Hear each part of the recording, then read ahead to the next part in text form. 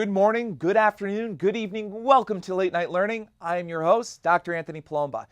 This is the second part of Introduction to Research.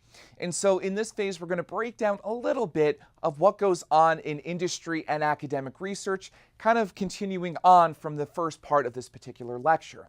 I neglected in the first part of this series to kind of talk about myself because I was more interested in getting your feet wet with research.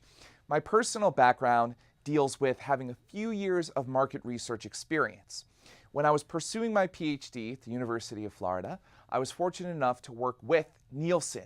Nielsen, Nielsen, is the TV ratings company.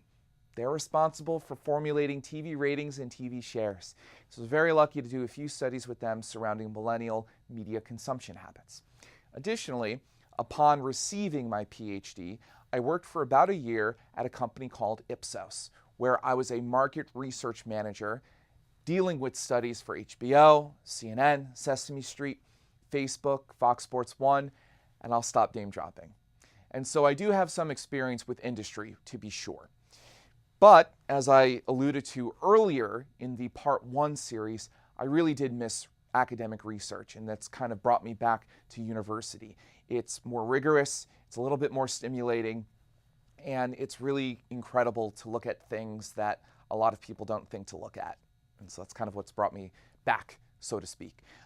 As an independent consultant, I've been able to do some work with NBC's Bravo, and I've also been able to do some work with WWE, World Wrestling Entertainment. And so I'm always kind of looking for companies to do projects with. It keeps me fresh, and it really does allow me to have, these kinds of lectures in which I can talk about industry and I can talk about academic research, and I can kind of compare and contrast the two. In my mind, both really do have equity. One is not greater than the other. I think both are necessary for reality, frankly, and I hope you see the same as well. Let's get started with the first slide. And so earlier in the first part, we were kind of wrapping up with timelines. And I did kind of talk a little bit about what a PowerPoint may look like in academic research and in industry research. So an academic research slide breakdown, you might have one slide for introduction, a few slides for the literature review, which we will be explaining later on, one slide for method, a few slides for results, and a few slides for discussion. Academic research is not meant to take a bite out of everything. Our goal really is to really have focus on one particular area that really consumes us as researchers that we want to learn more about. Let's take a look at the industry research slide breakdown. And so if we look here, it's a little bit different than what we saw with academic research. For one, we have intro and method slides, and that's relatively the same. What you'll see here with results, you might have at least 5 slides all the way up through 30. You might have 40 slides. You might have 50 slides of results. In industry, I did deliver PowerPoint decks that were upwards of 70 slides to Sesame Street. Those are fairly uncommon, but it may happen. But generally speaking, industry will get pretty long PowerPoint decks, depending on the complexity. Other times in industry, you might have a PowerPoint deck of 10 slides. That's also possible as well, to be sure. But in industries where you will see these larger reports, academic research, not so much, at least in my own experience. You'll have the conclusion slide in industry as well, and then you will have an appendix. An appendix is super useful if you have findings, other interesting things that your client may be interested in.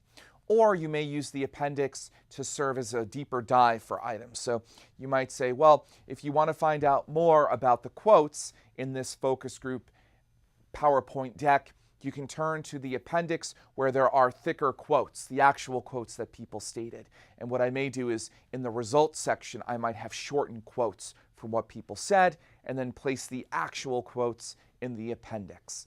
And so appendix can be used for a whole host of things, but it's something to be mindful of when you're putting together research in industry. Let's move along. So with industry analytics, it's interesting where industry is going. For those of us in finance and in healthcare, analytics are everything.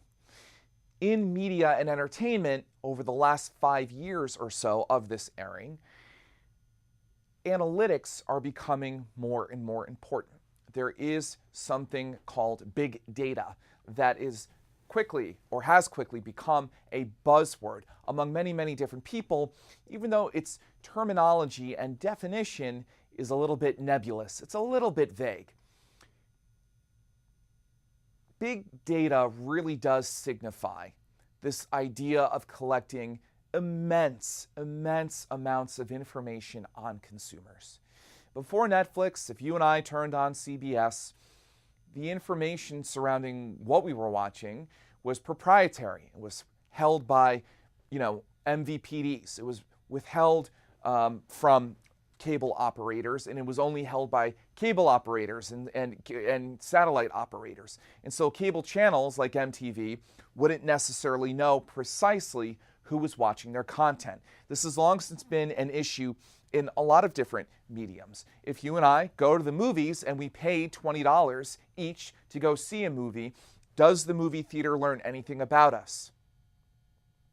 Does the movie studio learn anything about us? No, we paid cash. Nobody knows that you're an African-American woman age 18 and I'm a Caucasian male. Nobody knows any of this information. Nobody knows. Nobody knows. And so movie theaters kind of are at a loss because they're not getting actual data. TV studios also at a loss, not getting actual data. But things are changing. The reason why apps are so darn popular right now is because if you have a Netflix app, Netflix knows who you are, your time of subscription, when you watch something, how you watch something, on what platform, at what time of day. They're actually accruing real information. This is a major breakthrough for the entertainment industry. The healthcare industry has always relied on actual information, so has finance. The entertainment industry has been largely based around suppositions, guesses, and, doing surveys and focus groups and experiments for sure, but not accruing actual data. So this is a pretty big deal moving forward in media and entertainment research. Information technology is influencing marketing. This idea of being able to put together a database or data infrastructure in which you're able to collect actual data from your consumers. Information technology will likely account for 75% of chief marketing officers' spending from 2016 to 2021. Many film studios are getting in on this. For instance, Fox Studios has purchased and created a database entitled Merlin. Yes, just like the wizard, Merlin. And it is based around some 25 million moviegoers. MoviePass has also come out that allows people to see several movies a month for a flat rate. Part of this is that MoviePass can then sell your data to movie theaters, to movie studios, to get a better sense of what's going on in theaters. This is very valuable information that at one point was not really collected by these entertainment firms. And so digital advertising is another big trend in industry and analytics within the media and entertainment firms. Digital advertising is estimated to have about 50% of the market by 2020, although lately with Facebook and Google and a few others, digital advertising is a little bit topsy-turvy now. 59% of audiences are looking for personalized ads, and strategic communication influences shopping.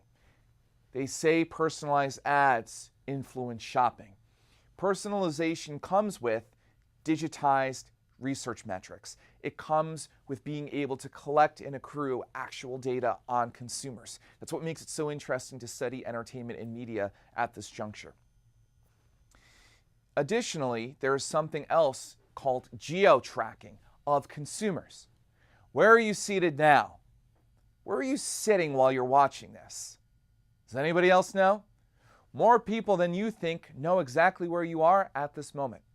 It's because your cell phone is likely on, maybe you're even watching this from your cell phone, and other apps are currently on. Your Netflix app, your Venmo app, your Uber app, your Lyft app, your Google app, whatever it may be, they are all collecting information surrounding where you are. And so geo-tracking of consumers is yet again another research metric that is being employed here. With all of this data, with all of the reams of data made available to industry executives, what's the biggest issue here?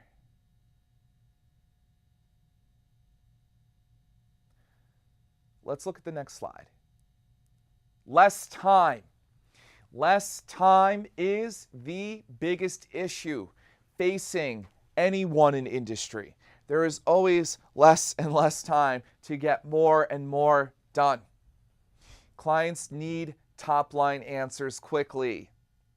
I can remember having phone calls from HBO when I was working in market research, and you would turn around a study or an inquiry within an hour. You know, they have a question, you look at the data, bam, boom, there it is.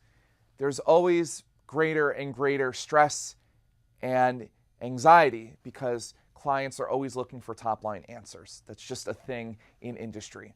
Second, we are always interested in better sampling blends. Is there a better way that we can sample? Many industry firms will claim that they can get a better sample. Many of them can state and try to state, we can get a better sample, we can get you your better sample. Time and time again, though, it's been proven that sampling is far, far more difficult than assumed by many people in research. And so getting better sampling is difficult for sure. But we do have a few ways in which we try to get consumers who are more applicable to a particular study. So there are firms like Qualtrics that can be used to help collect people who are interested in participating in a study, and then you can sample from that particular consumer panel.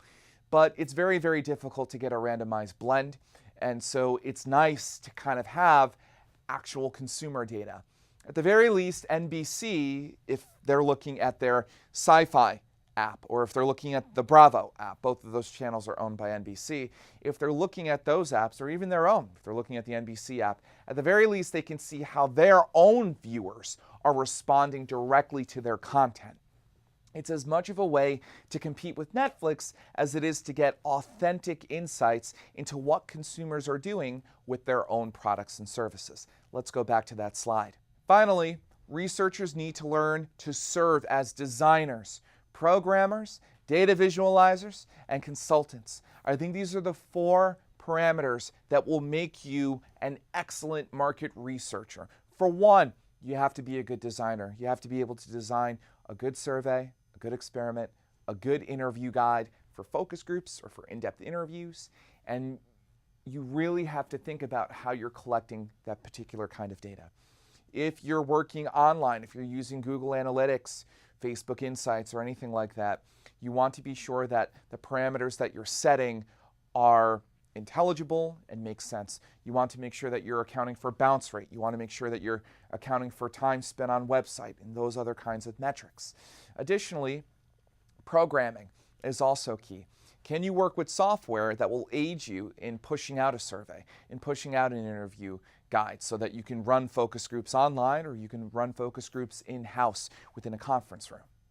Third, we have data visualizers. How do you visualize data? It's not enough really to just have results. You have to think about how you want to present it. That's a really big one, as we've gone over earlier. How do we visualize data? How do we make it palatable, exciting, interesting, and engaging for our own audiences? How do we do it? And then consultant, you have to be able to talk about the previous 3. You have to be able to talk to a client about how you designed something, how you programmed it, and how you data visualized it. How you put your PowerPoints and results together, bringing together some sort of story about the data. Let's move along. Academic trends. I can speak to this as a proud academic.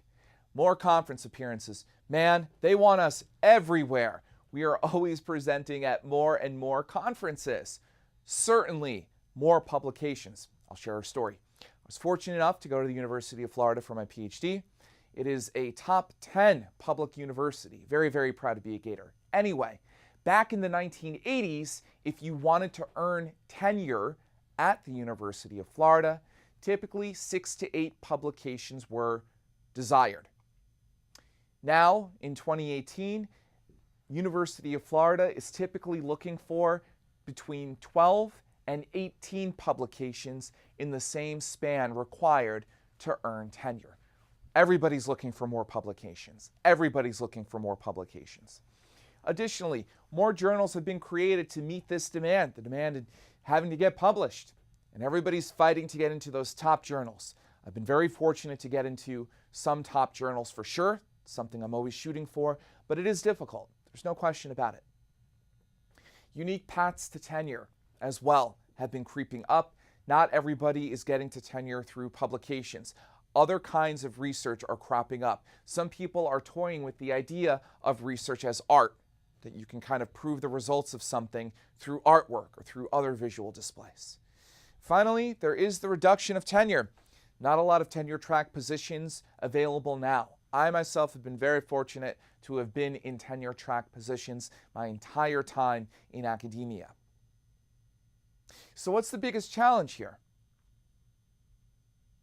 Let's look what the answer is on the next slide. Lo and behold, it is less time. Certainly it is less time. Academics constantly are trying to do more with less. It is constantly something that we are fighting against. Graduate students are under pressure to attend conferences and to put out research for publication. Those of you who may aspire to do a PhD, you may wind up having a publication during your master's program, or at least a conference appearance. It's because it's become more competitive, really, to get into anything now. And it's not to freak you out. All of you are capable of doing this. It's just something to have in the back of your mind. You are competing against quite a number of people. I myself, for the position I have currently at St. John's University, had to go up against over 250 other people, from what I was told. And so it is very, very difficult to make it in academia. However, if you can, it's some of the most rewarding work available on planet Earth. Additionally, there is less funding. Funding has been cut. If you are at a public university or if you're at a Research One university, you're probably okay because there's always funding for research typically in some capacity. But at smaller universities, liberal arts colleges, a lot of that stuff has been cut down. There is increased competition for publications in journals and appearances at conferences. Whew. It's very stressful getting into research. It's very competitive. But there are a few things that you should remember. Let's look at the next slide. Things to remember about research. Your time will vary. From design to design, your time will vary. From research to research study. Some studies you're going to have a lot of time. Some studies you're going to have a lot of partners, a lot of other people supporting you. The study's going to get done quicker. If you do something on your own, naturally, it's going to take longer. That's with industry. That's with academia. There will be hang-ups. There will be hang-ups. Things will happen during research that you will be frustrated with. There is no research study that is perfect. And so you may have a survey that collected way more Caucasians than you wanted to, but unfortunately you couldn't find enough African Americans in the time span, or something else may arise and maybe you forgot a question, or maybe you rethought your survey and said, nah, you know, what we really should have looked at was X. Those things may happen from time to time. No research study is perfect. And it's important to know that. It's important to know that you should edit and proofread your survey 3 to 4 times. Same thing with an interview guide, and same thing with an experimental design. But at some point, you have to let go and collect the data and do the best that you can. It's important to understand that no study is perfect. Be honest about limitations, implications, and future studies. Be honest about your limitations. I have publications in really, really prestigious video game journals, but you know what? I talk about my limitations. There's one study that is currently in the process of getting published, and I took a convenience sample of 30 Nintendo Wiis. It wasn't randomized. I asked people if I could look at their Nintendo Wiis and look at their player data. I was able to collect about 65,000 points of data surrounding how people played on the Nintendo Wii day to day. I was able to log in time spent playing each video game, the kind of video game, and I did it for every day through the Nintendo Wii's life cycle. So from 2006 to 2012, I looked at each Wii set, which accrued all of that information. The Nintendo Wii actually collects player information. It has player data in it. Despite all of that, I still talked about the limitations of the study. Frankly, I did a convenience sample. It wasn't randomized. I got whoever I could to give me their Nintendo Wii briefly so I could look at their player information within the Nintendo Wii and copy and paste it into an Excel spreadsheet to run analytics on. Implications. You want to really think about what is your research going to do? What does it mean? What does it explore? What does it mean that's possible for next time around? It's important to think about that. You always have to be thinking about the future. What might be the next study? You want to make these suggestions for your client, for your boss. If you're in academia, you want to make those suggestions for future scholars who may be interested in continuing your work or something you may revisit in a few years. Finally, your audience will inevitably evolve and change its preferences. This is what makes studying people so hard. People are very, very difficult to study. People tend to change their minds, change their preferences all the time. 5 years ago, 10 years ago, maybe you weren't using a smartphone. You definitely weren't using a laptop. You definitely weren't using a tablet. We're always learning different ways in which to consume information, to consume media, and ways to behave. 8 years ago, 5 years ago, your parents would have never allowed you to get into a car with strangers. You would have never thought to do the same. Now we have Ubers and Lyfts everywhere. Now it's not a big deal to grab a ride or some sort of destination from someone. And so it's interesting to kind of think about here is how often we change as people. Our sense of how we navigate our world is constantly changing. We're always learning new media behaviors. 20 years ago, we were taught that we could rent videos. Maybe 30 years ago, we were taught we could rent videos. 20 years ago, we were taught that we could use DVDs in video game consoles and play movies. And so consumer behavior and the way in which that we consume things is constantly changing. It makes people a really difficult sample to study, but it also makes for really, really exciting results, really engaging results. If there's anything that you've taken from this lecture on this kind of first subject that we're tackling, just kind of an introduction into research, it never ends. And so people constantly change. People are moving targets. What is true today may not be true in a year. It may not be true in 2 years. It may not be true in 3 years. And so what we do really with research is we try to reduce the amount of risk necessary to understand what's going on in the world. That, generally speaking, is what research does for us. It reduces risk in trying to understand what goes on around us. It gives us a better sense of what's going on, though we understand that there's variation with all of the observations that we have. In the harder sciences or in the biologies and chemistries of within science, H2O will always be H2O, water. And so we can test that today, and we can test that tomorrow, and we can test that 3 years from now. If you have 2 hydrogen molecules, and if you have 1 oxygen molecule, if you put them together, you will always have water. You're going to have water tomorrow. You're going to have water in a year. You're going to have water in 5 years. But with the social sciences, people change all the time. And so what might be cool today, what might constitute rap, what might constitute comedy, changes over time. And we know this. Listen to rap back in the 70s and 80s, and then listen to it in the 90s and to today. Consumer behavior preferences are constantly changing and evolving. And so as social scientists, it's our responsibility to constantly be conducting thoughtful, methodical research that helps inform stakeholders, our clients, our bosses, as well as ourselves, and hopefully society for that matter. Well, that's all the time we have on Late Night Learning. As always, keep laughing and keep learning.